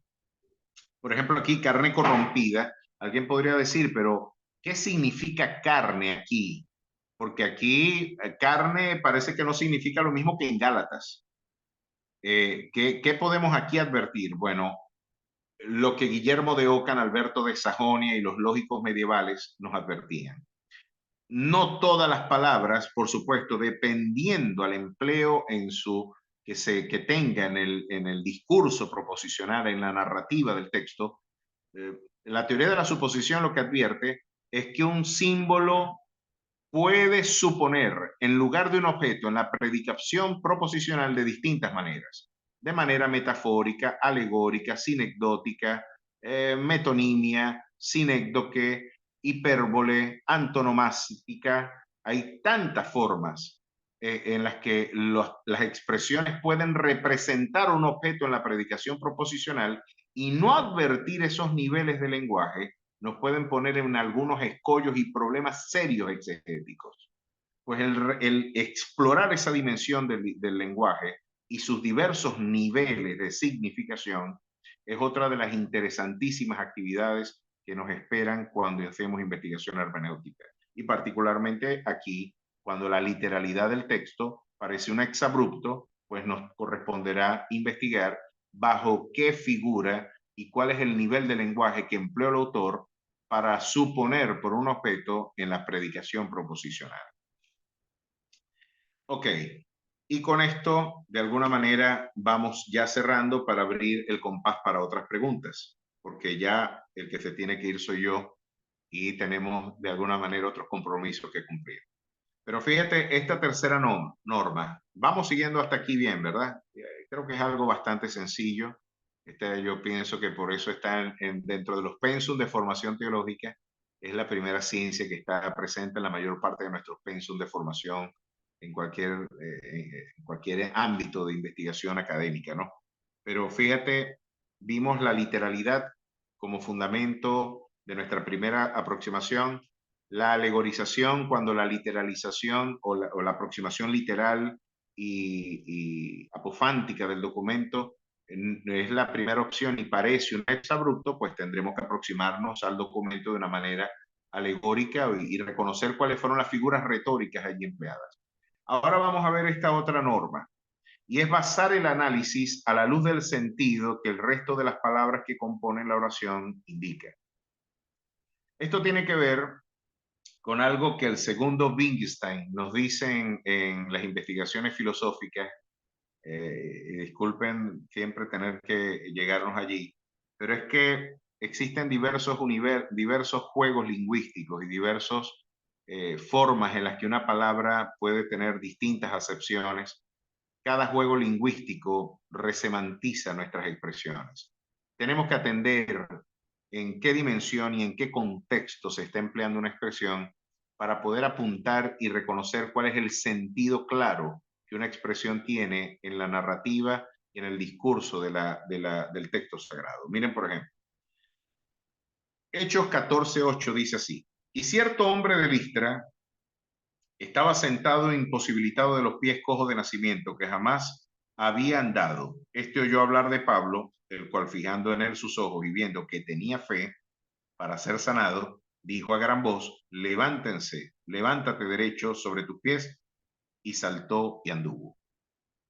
Tenía fe. Ahora mira la otra expresión, fe. Pero Dios, habiendo pasado por alto los tiempos de esta ignorancia, ahora manda a todos los hombres en todo lugar que se arrepientan, por cuanto ha establecido el día en el cual juzgará el mundo con justicia, por aquel varón a quien designó, dando fe a todos con haberle levantado de los muertos. Míralo cómo dando fe tiene una acepción distinta a tenía fe del capítulo hecho de 14:8. Vamos a ver la otra expresión. Judas 3. Amados, por la gran solicitud que tenía de escribiros acerca de nuestra común salvación, me ha sido necesario escribiros exhortándoos que contendáis ardientemente por la fe que ha sido una vez dada a los santos. Allí tenemos tres acepciones de la misma palabra. Y por supuesto que tenemos ayudas gramaticales, tenemos ayudas que en sus diversas dimensiones, tanto semántica como en su dimensión gramatical, semántica, sintáctica, pragmática, pues un estudiante tendrá que aproximarse y reconocer esas diversas dimensiones del empleo del lenguaje, lo que decíamos anteriormente, y también advertir de que la polisemia de un documento dependerá del contexto en el que se emplea. En Hechos 14:8-10, tenía fe, en este caso era la convicción de que el poder de Dios podía asistir. En Hechos 17:30, dando fe sería el equivalente a dar un testimonio verídico, incontrovertible. Estoy dando fe, es como notariando y dando un testimonio en donde yo acredito que las palabras que se están afirmando son verdaderas. Pero en Judas 3, por la fe una vez dada de los santos, se nos está hablando de la fe ya como contenido de cosmovisión, como la Weltanschauung, lo que la teología alemana llamaba la Weltanschauung o la cosmovisión, el conjunto de valores que integran la visión del mundo, el conjunto de valores que sistemáticamente orquestan la visión del mundo consagrada en nuestra espiritualidad. Así que podemos ver que cada contexto resemantizó o le dio una acepción distinta a la expresión fe. Tenemos eso que advertir. Y por supuesto, una persona que se quiera aproximar a un documento de manera seria no se va a quedar solamente con el documento y una versión en nuestros idiomas, tendrá que aproximarse al documento, a los textos más antiguos, a los documentos acreditados para una aproximación de investigación, y tendrá que aproximarse tanto en su dimensión gramatical. Y cuando hablamos de esa dimensión, estamos hablando de su dimensión no solamente sintáctica o morfosintáctica, de su dimensión semántica, su dimensión pragmática. Hay formidables herramientas para la investigación de la Biblia en esos idiomas, y ya todos esos números están echados y todos esos análisis lingüísticos ya están echados. Yo creo que tenemos formidables instrumentos para una aproximación a este imperativo gramatical histórico de nuestra aproximación al documento. Pues el contexto señalará sin duda alguna el uso y el empleo que cada expresión tendrá en cada juego lingüístico, en cada universo simbólico, y eso tiene que ser algo que advierte el intérprete cada vez que se aproxima, no solamente a la Biblia, yo creo que a cualquier documento. Lo que estamos estudiando acá no solamente aplica para la Biblia, yo creo que aplica para cualquier documento, con cuanto más rigor para el documento que nosotros interpretamos es la norma infalible de nuestra fe y de nuestra conducta, y es la palabra eterna de nuestro Dios. Entonces, con estos tres principios, hoy quiero abrir el compás para las preguntas y las inquietudes que ustedes puedan tener. La siguiente semana seguimos con el resto de los textos y de los principios. Excelente, excelente, hermano. Muchas gracias. Bueno, a los que tengan preguntas, dudas o consultas, hagámoslo levantando la mano para tener un orden acá y poder ir entregándoles las preguntas al hermano que ya iríamos cerrando por esta noche. Yo tengo una pregunta en particular y no sé si me estoy adelantando, hermano, mientras que surjan otras. Y es, ciertamente la ley del contexto es fundamental, ¿no? Que vienes comentando últimamente. Pero es probable, es posible que existan algunos textos, pasajes bíblicos que por sí solos tengan propia interpretación o su propio entendimiento, que no necesariamente están sujetos al contexto. Héctor, permíteme ponerme el audio que no escucho muy bien, soy yo. Recuerda que tenemos los teléfonos del tercer mundo de este lado de Venezuela. Ustedes están en la vanguardia, nosotros estamos aquí. Ajá. Repíteme de nuevo, por favor, discúlpame la interrupción. Que si hay algunos textos específicos que puedan tener una interpretación independiente del contexto dentro de la Biblia. Yo creo que en ese aspecto no, ningún documento y la Biblia tampoco puede ser interpretado al margen de su contexto. Yo creo que sí existe lo que se conoce como textos exegéticos que de inmediato te explican lo que el documento estaba señalando y tenemos pues la posibilidad de aproximarnos a algunos documentos sin ningún tipo de dificultad, sin mayor complejidad hermenéutica. Hay documentos que no tienen mayor complejidad hermenéutica, como por ejemplo Juan 3:16, los textos que están relacionados a la experiencia salvífica del hombre. Esos son documentos que cualquier sujeto sin la mayor competencia teológica o hermenéutica puede comprender.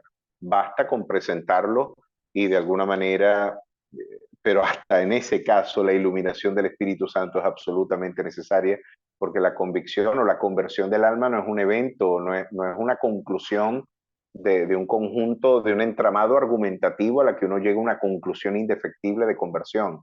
La conversión es un evento sobrenatural, pero que sin duda alguna tiene su origen en el reconocimiento de que la palabra del Señor, la fe entra por el oír y el oír por la palabra de nuestro Dios.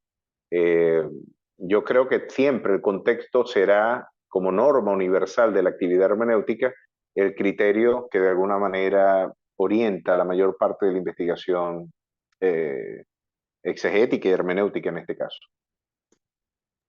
Perfecto, muy bien. Edwin, tiene la mano levantada. Adelante, hermano. Buenas noches, ¿se me escucha? Sí, se escucha bien. Dios les bendiga a todos, Dios les bendiga a Jorge, pastor, amado, compatriota. Amén. Edwin, Sí, Dios te bendiga. amén, hermano. Pastor, usted sabe que, bueno, en torno a la reflexión con la cual iniciaba precisamente su discurso, que creo que es un tema supremamente importante enfatizar, ¿no? En la congregación, yo que soy pastor y también tengo la titánica labor de tener que guiar al pueblo por estas verdades y estas razones que son incontrovertibles y que se marcan de manera taxativa dentro de la palabra de Dios. Bueno, yo desde hace muchos años en mi labor magisterial he podido apreciar pues precisamente esas grandes escollos que se han venido presentando dentro de lo que ha sido la formación evangélica de esta parte del mundo, ¿no? Una formación que dista mucho de ser la formación que tuvieron, por ejemplo, los reformadores inicialmente, que le daban mucho valor precisamente a la parte intelectual, le daban mucho valor a la parte de la razón del hombre, pero hoy tenemos una cristiandad que se ha hecho completamente líquida en ese sentido, ¿no? Y bien como lo decía usted al principio, ¿no? Sospechamos de la virtud, sospechamos de todo aquel que de repente utilice una palabra que esté fuera de ese argot de 500 palabras que por lo general suelen manejar. Yo diría no solamente los jóvenes, yo diría que más bien en términos generales eso es algo que podríamos fácilmente traspolar a lo que es la congregación propiamente, a lo que es la cristiandad, la sociología misma de la iglesia. Mi pregunta en este sentido, haciendo un poco de contexto con lo que digo, vendría a ser, ¿cómo hacemos para preñar de esta visión a nuestras iglesias posmodernas, tan arraigadas a estos conceptos que no tienen ningún tipo de arraigo a la realidad, sino más bien a estos arrebatos místicos como teologías, por ejemplo, teología de la prosperidad y algunos otros tipos de teologías que incluso llamarlas teología para mí suena como un término de una manera muy pretencioso, si quiere llamar teología a este tipo de formas que hoy se elaboran dentro de las iglesias. ¿Cómo hacer para preñar a un mundo y a una cristiandad que está tan, pero tan alejada de este acervo de realidades que son claramente visibles dentro del contexto bíblico, para que la gente de alguna manera se integre a esta visión y a esta como visión de que podamos realmente tener una aproximación al texto sagrado, ya no como bien se diferenciaba al principio, ¿no? A través de una teología folclórica o institucional, sino una teología que sea intrínsecamente bíblica. O sea, ¿cómo hacer para preñar a la gente? Porque yo tengo una lucha profunda en mi congregación con la gente precisamente en este aspecto. Y claro, uno busca hacer los malabares necesarios a veces para tratar de ver cómo podemos asumir o cómo podemos de alguna manera tratar la situación, pero es una labor realmente titánica, hermano, muy titánica, Sí, la que he tenido que trabajar por mucho tiempo y que, bueno, me ha gastado muchas horas de preparación, de tratar de concientizar a la gente de esta realidad. O sea, ¿cómo hacer entonces para preñar a la gente de que esta es muy precisamente bien. la visión Sí, bueno, correcta? es la inquietud que todos tenemos y creo que es muy lúcida tu reflexión, Edwin. Bueno, pienso que tendríamos que comenzar hablando por la necesidad de valentía en los expositores bíblicos del mundo contemporáneo. Si hay algo que de alguna manera el discurso postestructuralista hoy lamentablemente nos ha dejado y que Leonard Ravenhill hoy advertía de manera muy clara, el problema de la iglesia contemporánea es que lejos de estar impactando el mundo le está impactando a ella. Y la iglesia parece que está editando y tenemos unas versiones de alguna manera eh, filtradas, ¿no? Le podemos poner algunos filtros a la expresión del Evangelio y no lo presentamos con todas sus letras. Yo creo que el elemento terapéutico para encontrarnos con una iglesia saludable y con un enfoque en la que la iglesia puede impactar de forma significativamente a las sociedades es devolviéndole el carácter combativo, apologético y valiente a la exposición bíblica. Yo creo que hay que hablar de estas cosas con todas las letras. Y la proclamación del Evangelio con todas sus letras, claro que va a despertar detractores, claro que va a despertar oposición y claro que van a haber personas que resienten porque han visto eh, de alguna manera comprometidas sus espacios de poder en la iglesia cuando no hay nada que preocupe más a un burócrata de la fe y a los fariseos y a todas las personas que hoy interpretan la espiritualidad en términos estrictamente burocráticos y litúrgicos, que cuando la Biblia se abre y cuando la mayor parte de esos prejuicios son de alguna forma desafiados y contrastados con la verdad del Evangelio, pues claro que nos vamos a meter en problemas, pero creo que es un imperativo porque los valientes, solamente los valientes arrebatarán ese reino y vemos que en la lista de Apocalipsis de los que no formarán parte de los que participarán de la vida eterna son aquellos que son cobardes.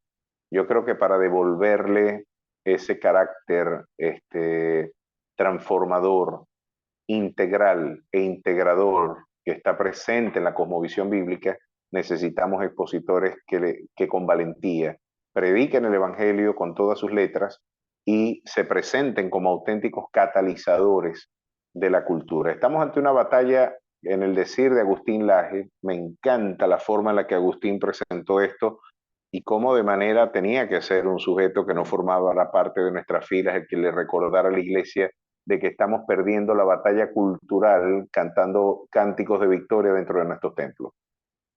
Estamos perdiendo la batalla cultural cantando cánticos de victoria dentro del templo porque no hemos hecho pertinente el mensaje del Evangelio en esa expresión minilingüista de nuestra cultura evangélica, donde el folclore de nuestra fe prevalece por encima de los preceptos bíblicos. Cuando eso no está presente, perdemos el ser una auténtica sal de transformación de las naciones. Y como te reitero, solamente las palabras de Habacuc: aviva tu obra en medio de los tiempos y en medio de los tiempos hazla conocer. Pero para hacerla conocer necesitamos expositores valientes que hablen del Evangelio con todas sus letras. Amén. Hermano, te preguntan por acá, ¿qué libro recomiendas? A ver, voy a leer la pregunta. ¿Qué diccionario bíblico y concordancia recomienda para estudiar la gramática en idiomas originales y los contextos históricos? Oye, hay demasiadas herramientas, desde el diccionario de Gerald Kittel, desde nuestras concordancias gramaticales y exegéticas como la de Strong, las ayudas lexicales como la de Vine. Nos encontramos con todo un acervo, muchacho, hay demasiados materiales. Los diccionarios bíblicos, por supuesto, son una herramienta fundamental para la actividad hermenéutica, y el clásico de nuestra editorial CLIE, de nuestros amigos de la editorial CLIE, de allá del liceo y de su padre Samuel Vila, que junto con Santiago Escuaín escribieron ese monumental y clásico diccionario bíblico, ¿verdad?, de la editorial CLIE. Creo que es una herramienta fundamental. Pues muchas versiones también tenemos de J.I. Packer y de otros teólogos de formación más clásica, o más bien propia del pensamiento británico. De la editorial Certeza tenemos un diccionario bíblico muy bueno también. Tenemos muchísimas herramientas lexicales que ahorita pues me vienen nada más y nada menos que una aproximación, por ejemplo, de Alfred Adlersheim a los documentos históricos del Antiguo Testamento, pues, y del Nuevo Testamento. Qué oportuno le viene a la labor hermenéutica conocer los contextos antropológicos, etnográficos, que sirvieron de contexto para la expresión de la redacción del Nuevo y del Antiguo Testamento. Esos aspectos etnográficos, antropológicos y culturales presentes en la cultura hebrea, en la cultura greco-macedónica, no pueden de alguna manera soslayarse, tienen que estudiarse con rigor y tienen que conocerse para una adecuada interpretación del documento. Así que los textos de Alfred Adlersheim y usos y costumbres de las tierras bíblicas vienen muy bien tenerlo presente. Lo mismo que, por supuesto, todos los comentarios bíblicos, por supuesto, deben ser una ayuda secundaria, porque la aproximación fundamental debería ser gramatical, exegética. Ustedes deben aproximarse a ese documento en su acervo sintáctico, morfológico, semántico y pragmático, y creo que viene muy bien todas estas ayudas que les he mencionado. Particularmente en el orden pragmático, el de Gerald Kittel viene a ser una obra de eruditos del siglo XIX y de sujetos, pues, de tradiciones más bien racionalistas del siglo XIX, que es algo que hay que tener cuidado, pero no podemos negar el valor que en términos del desarrollo sociolingüístico de la aproximación que le dieron a algunas expresiones tiene para nuestra investigación. Basta solamente acercarse, por ejemplo, a la expresión logos y cómo la expresión logos de alguna manera tuvo una evolución sociolingüística muy compleja. La expresión logos, tengo entendido que el primero en usarlo fue en este caso el viejo Heráclito de Éfeso, en el siglo V antes de nuestra era. Luego, por supuesto, en el logos espermático, estoico y las diversas acepciones que tuvo.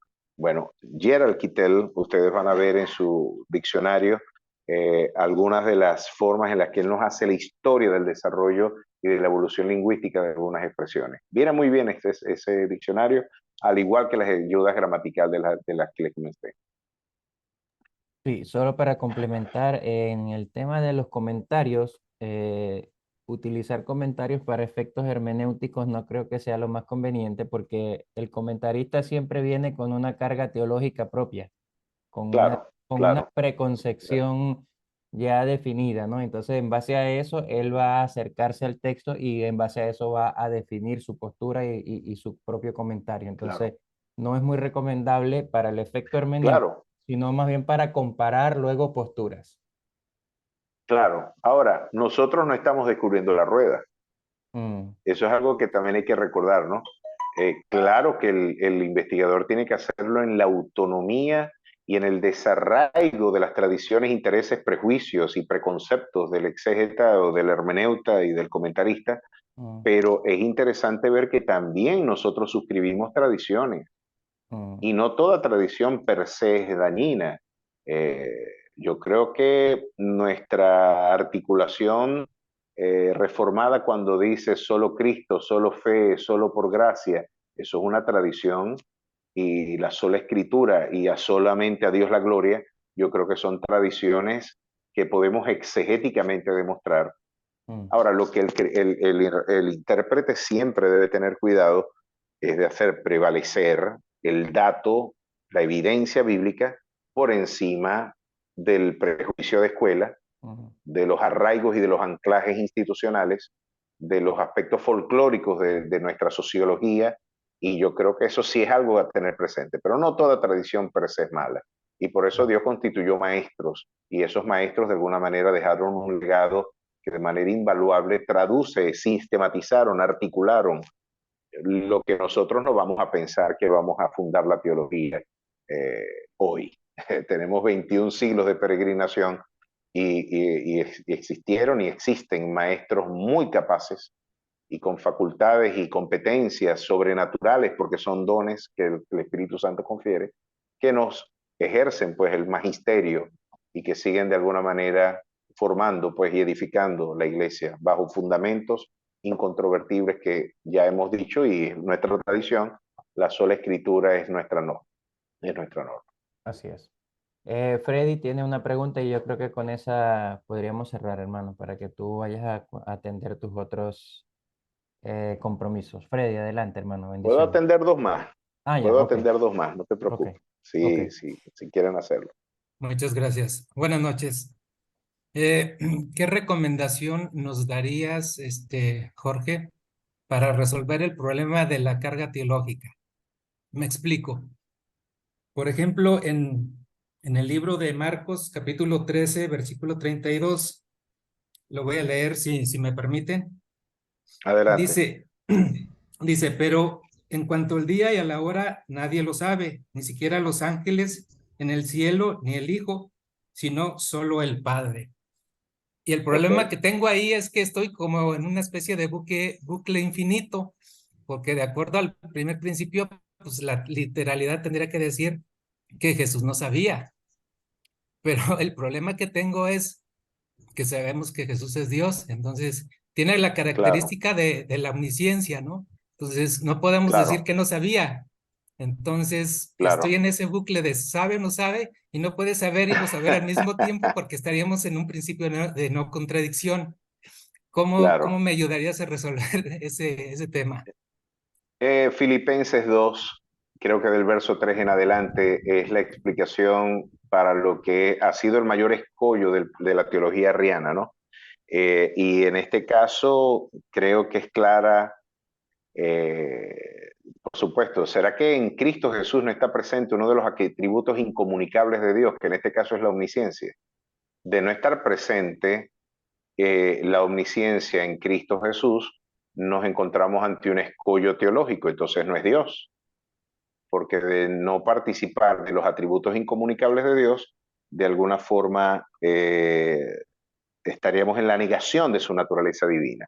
Pero Filipenses 2 nos da una pista y nos enseña de cómo algunas de estas subordinaciones deliberadas y formaron parte pues de la elección, en este caso, de la encarnación del verbo de vida, y cómo esta subordinación, que hace una diferencia en función, pero no en términos de una diferencia de dignidad.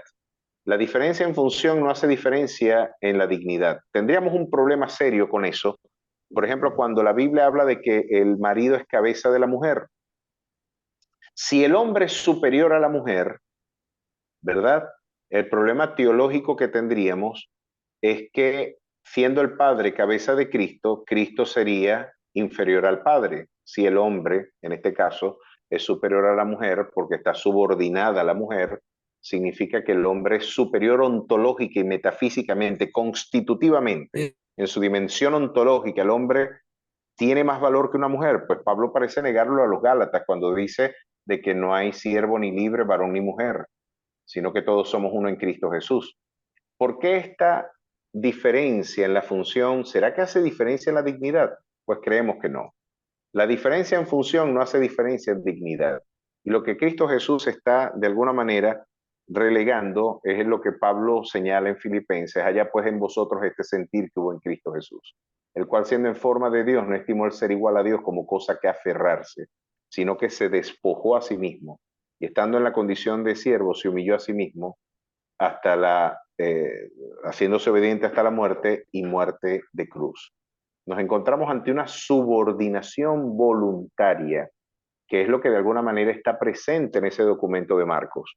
Esa aparente desconocimiento de Jesús no es otra cosa que un acto deliberado y voluntario de subordinación que formó parte del proyecto en este caso, de la kenoxis que le fue propia a la condición del plan salvífico, en donde luego Cristo Jesús, con el vocabulario paulino, diría: en él está escondido todos los tesoros de la sabiduría y de la ciencia. Y de alguna manera la única forma en la que nosotros podemos advertir que Jesús advierte que no tiene o no quiere participar de ese conocimiento fue por un acto voluntario de subordinación al plan redentor y salvífico trazado desde la eternidad del amor de nuestro Padre. Así que en este caso eso explica, por ejemplo, afirmaciones: el Padre es mayor que yo, también consagradas en el Evangelio, afirmaciones en donde la condición de humillación de Jesús es la que prevalece, y es donde la teología arriana pretende anclar su interpretación de que Jesús no era Dios, sino que era sencillamente un ser creado, cosa que luego la armonía plena de la revelación divina, toda la plenitud del consejo divino, viene a desmentir y viene a dejarnos bien en claro que son subordinaciones voluntarias propias del proyecto redentor, consagrados, por ejemplo, en lo que nosotros conocemos como la kenoxis, y en este caso la subordinación voluntaria que él hizo al ser semejante a Dios. No estimó el ser igual a Dios. Ahora, si no es Dios, ¿quién puede ser igual a Dios? Lo único que explica que él pueda ser igual a Dios en el vocabulario del estricto monoteísmo judío es que él sea Dios. Ahora, esos aspectos de relativa subordinación son aspectos voluntarios propios del programa redentor. Ojalá que haya podido expresar o aclarar parte de tu inquietud. Sí, muchas gracias. Muy bien, seguimos con el hermano JJ Muñoz. Buenas noches. En el mismo sentido, quería preguntar cómo podemos hacer una exégesis o una interpretación libre de toda tradición, por decir así, o todo sesgo teológico. O sea, le pongo el caso, el debate eterno, el tema, por ejemplo, de la salvación. Si voy a Juan 3:16, dice que, o sea, de tal manera ha amado Dios al mundo que ha dado a su Hijo unigénito para que todo aquel que no cree no se pierda. Ya conocemos esto, pero dice, ha dado por todo el mundo, ¿no? En una lectura sin Okay. ningún sesgo, podría entender que es simplemente para cualquiera que acepte la fe. Al igual que dice en 2 de Pedro 3:9, que no quiere que ninguno perezca, ¿no? Sino que todos procedan al arrepentimiento. Muy Más bien. cuando tengo una presuposición de que hay un decreto por el cual Dios elige a algunos y pasa por alto a los demás o a la mayoría, entonces tengo que interpretar bajo ese contexto. Entonces, ¿cómo podríamos Muy bien. hacer esta interpretación libre de todo sesgo teológico de la palabra, Muy ¿no? bien. Muy bien. Bueno, tengo que advertir que, por supuesto, ahorita todos los que suscriban alguna suerte de hermenéutica post-heideggeriana y post-Foucaultiana me dirían: es una absoluta estupidez pensar que podemos tener una aproximación desprejuiciada. Hans Lims, Otto Bollop dirían: el mito de la inmaculada percepción es posible tener el mito de la Inmaculada Percepción, y en este caso, por supuesto que las tradiciones hermenéuticas postgadamerianas dirían que no. Digamos, estamos en el cautiverio preconceptual, en eso que Karl Popper llamaría las premisas protocolarias que anteceden a cualquier fenómeno cognitivo. No podemos negar de que la actividad de interpretación siempre será una fusión de datos simbólicos. No podemos aproximarnos en la idea de las tesis de la reducción fenomenológica husserliana de que vamos a estar en ese mito de la Inmaculada Percepción. No, no, tenemos tradiciones, tenemos convicciones también personales, pero yo creo que tu pregunta está más orientada a este hecho. Yo creo que es imposible sistematizar del todo algunos conceptos consagrados en la teología bíblica. Creo con todo mi corazón que sí podemos, a pesar de que te he dicho que no, que los filósofos nos reprocharían que no existe tal cosa como el mito de la Inmaculada Percepción, yo tengo que en rigor teológico admitir de que la iluminación hace posible una aproximación al dato objetivo de la revelación.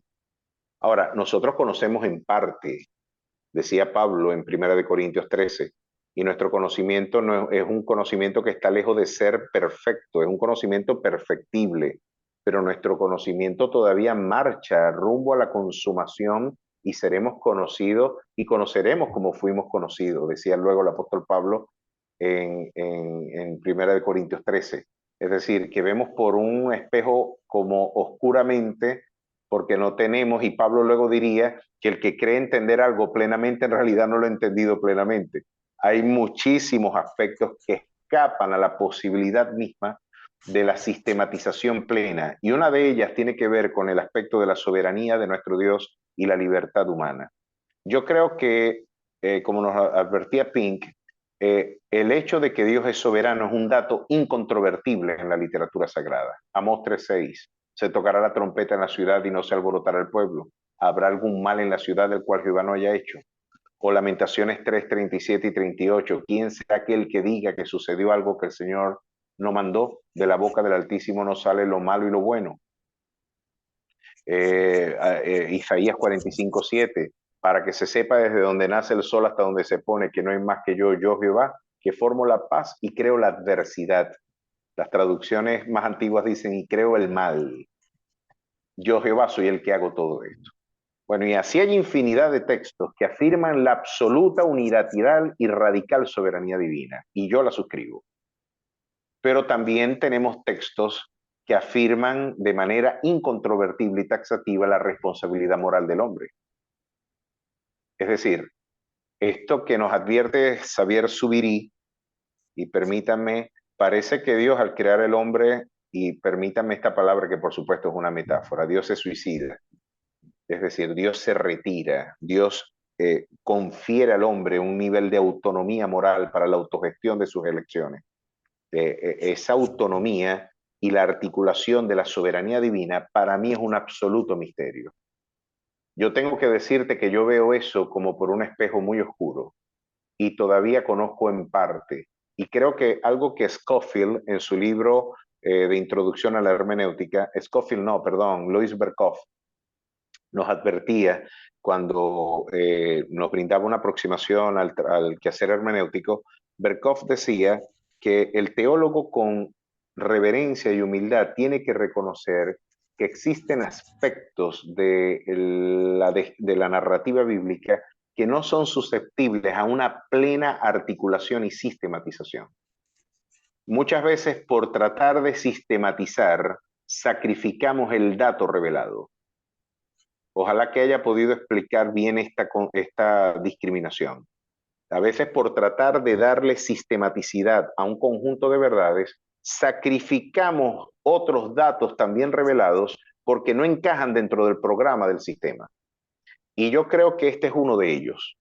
La soberanía de Dios y la libertad humana son dos aspectos que desde mi perspectiva están clara y taxativamente reflejadas en el documento sagrado, pero la sistematización plena de ambas no creo que podamos tenerla, por lo menos en nuestra condición en nuestra condición actual, yo advierto y suscribo las tradiciones calvinistas y en mayor parte yo soy un calvinista moderado, si tú me preguntas. Y yo apuesto, en este caso, por las perspectivas de un Dios soberano. Pero la soberanía, desde la perspectiva bíblica, fíjate, hay un documento en Deuteronomio que dice, ¿quién me diera a mí que ellos siguieran mis leyes? Es decir, Dios suspirando, pues. Dios suspirando. Y luego en el profeta Oseas dice que constituyeron reyes y reyes no conocidos por él, no puestos por él, que parecerá contradecir las afirmaciones de Daniel cuando dice que él quita y pone reyes. Es decir, esos espacios de donde la contingencia de la libertad humana está presente son elementos que son también de forma incontrovertibles presentes en la literatura bíblica. Y de hecho el concepto de pecado solamente tiene sentido es en el contexto de la libertad moral del hombre. Por eso te considero, a pesar de que algunos han hecho esfuerzos por tratar de sistematizar esto desde el molinismo y desde otras, yo creo que la articulación plena de estas dos verdades, como lo diría Augusto Nicodemos, es como los dos rieles de un ferrocarril. Marchan ambas paralelas. Sin embargo, parece que en nuestros sistemas sistemáticos no podemos encontrarlas, no se tocan, o que de alguna manera no podemos del todo integrarlas de manera sistemática. Mi lectura es preferentemente la soberanía de Dios porque el hombre tiene una libertad muy condicionada y es una libertad que en realidad no es tal cosa como una libertad plenamente. La autonomía de Dios no es libertad, pero te reitero, la sistematización de ambas tesis creo que es un absoluto misterio para gran parte pues, de los que sinceramente nos acercamos a este conflicto. Ese es un debate de siglos. Sin duda. Ya, esta pregunta que está acá en el chat, ¿cómo hacer de la hermenéutica una herramienta plena en una sociedad líquida? Bueno, la sociedad líquida, me imagino que están hablando de Bauman, ¿no? La sociedad líquida, está hablando de la plasticidad, estamos en la era de la posverdad, estamos en la era postestructuralista, donde la verdad es interpretada como una realidad intersubjetiva, como una construcción social. La verdad no es un dato objetivo, no es un dato que tenga una alteridad o un estado de posibilidades ontológicas y metafísicamente objetivas, no. La verdad es una construcción intersubjetiva o en este caso, para el peor de los solipsismos, una objetivación de la conciencia del sujeto cognoscente.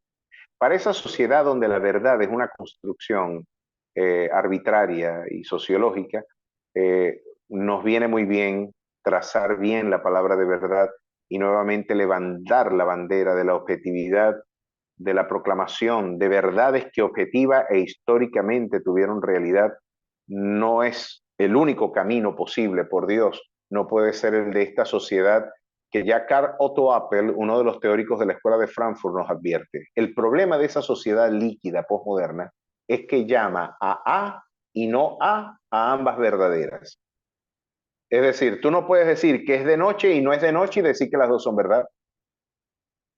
Pero lo políticamente correcto es decir que ambos tienen la razón. Pues en esa era de la posverdad, como le reiteré hace un momento en la pregunta inicial, necesitamos hombres valientes que no tengan temor a predicar el Evangelio con todas sus letras y digan, mira, estos documentos, estas realidades históricas son absolutamente verdaderas y de negar la racionalidad de esta fe vas a terminar por destruir el edificio de la racionalidad misma, porque la fe es la razón de Dios revelada a la sinrazón del hombre. La fe es eso, la razón de Dios revelada a la sinrazón del hombre. La fe no es otra cosa que el pensamiento divino plasmado en ese documento, y ese documento y esa razón viene a darle el logos de vida. Ese logos viene a darle razón a nuestra sinrazón. Así que al margen de Cristo no podemos hacer nada. Y como lo diría, y como lo decimos, no tenemos tanta fe para ser ateos. Me hace falta mucha fe para poder creer esa estupidez. Así es. Bueno, hermano, Nuevamente invitarles a los que están interesados en que por alguna u otra razón pedimos disculpas si hubo una confusión en el tema horario. En Venezuela en este momento tenemos una hora menos que acá y también hay otras personas de otras partes de otros países que tal vez también tienen diferencia horaria. El horario que vamos a estar manejando es el horario, generalmente tratamos de que se tome en base al horario del ponente, en este caso el pastor Jorge que está en Venezuela. Empezamos a las 8 de la noche de Venezuela, 9 de la noche de acá de Chile. Para la próxima semana el horario se mantiene 8 de la noche de Venezuela, 9 de la noche de Chile. Vamos a tratar de actualizar la información para que cada uno se pueda ajustar. Igualmente les invito a, si quieren, agregarse al grupo de WhatsApp. Por ahí vamos a estar compartiendo más información, no solamente de este curso, sino de muchos otros que a través de las diferentes plataformas se están manejando y de los diferentes equipos de trabajo para que ustedes puedan ser beneficiados con esto. Y bueno, también seguir los canales de las redes sociales en las cuales participamos, porque por ahí también compartimos mucha información. De mi parte, agradecerles. De verdad que me siento muy complacido por su participación. Por aquí está Fabricio con una pregunta, creo, hermano, si la puedes responder. Adelante, hermano. Hola, buenas noches, bendiciones. Bueno, lo que pasa es que es primera vez que me llega la invitación a este grupo y, o sea, la invitación de la clase y me decía que era la introducción a la hermenéutica, pero al parecer ya ustedes como que como que ya van avanzados en las clases, por lo que me doy cuenta. No, es la primera, Fabri. Ah, ok, ok. Es la primera, sí. Ah, ok, entonces fue que me conecté tarde, hubo un desfase con la hora, creo, entonces, porque nosotros aquí en Es posible. Aquí en Estados Unidos, en Venezuela son las 9 y aquí son las 8, por poner un ejemplo. Entonces yo me dejé guiar fue por el flagger. Ya, ya. Fabri es uno de los hijos de nuestra casa, Héctor. Ah, Está ya, ahorita en Houston y quizás el cambio de horario fue lo que nos complicó. correcto, Sí, claro, sí. claro. Lo que pasa es que Sí, sí. cuando ideamos este espacio, en ese momento Venezuela y Chile teníamos el mismo horario, pero recientemente Chile cambió una hora más y eso fue lo que hizo quizás el desfase. Pero bueno, esperamos que para la semana que viene se supere eso y este video lo voy a colocar, creo yo que a partir de mañana, tanto en las redes el hermano Jorge lo va a colocar en Alfa y Omega y en su Magisterium y también va a estar ahí disponible en el canal de Oído Activo. Así que les vamos a compartir también el link. Si quieren, se agregan al grupo de WhatsApp y por ahí vamos a estar compartiendo muchos más cursos, materiales y diferentes actividades que se están haciendo en varios grupos que tenemos de trabajo. Así que el Señor les bendiga, que tengan buenas noches. Muchas gracias a todos y que la pasen muy bien, que puedan descansar. Hasta la próxima. Dios les bendiga. Gracias, Un pastor. abrazo. Nos vemos Amén. entonces la otra semana. Amén. Bendiciones a todos. Dios les Si Dios bendiga, quiere. buenas noches. Dios les bendiga. Esperemos estar Gracias. hasta la próxima.